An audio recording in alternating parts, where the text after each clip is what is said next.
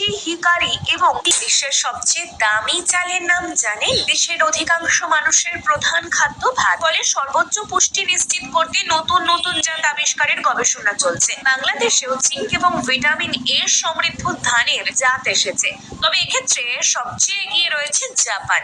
জাপানি চালের একটি ব্র্যান্ড কিন মেমাই পুষ্টি এবং সুবাসের কারণে বিশ্বের সবচেয়ে দামি চালের তকমা পেয়েছে এটি। অবশ্য সব দেশে এই চাল পাওয়া যায় না। জাপানি এই চাল প্রথম আলোচনায় আসে 2016 সালে। ওই সময় সারা বিশ্ব থেকে 6000 জাতের চাল নিয়ে জাপানে একটি প্রদর্শনীর আয়োজন করা হয়। এটি ছিল মূলত ভাতের স্বাদ পরখ করে দেখার আন্তর্জাতিক প্রতিযোগিতা।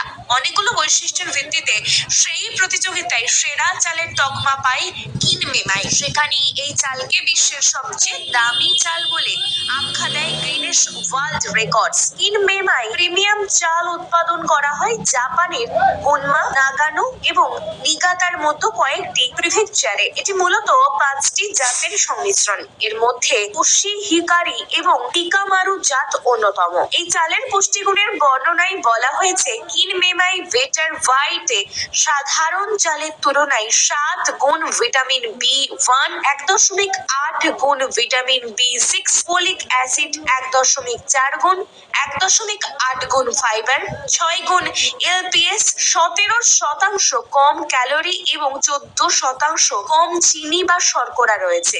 আর কিন মেমাই বেটার ব্রাউনে 30% কম ক্যালোরি থাকে। ভিডিওটি ভালো লাগলে অবশ্যই লাইক, কমেন্ট, শেয়ার করে আপডেট বাংলা পেজটি ফলো করে নিন। এখন এই নতুন নতুন খবরের 1 কেজির দাম 18,000 টাকা। বিশ্বের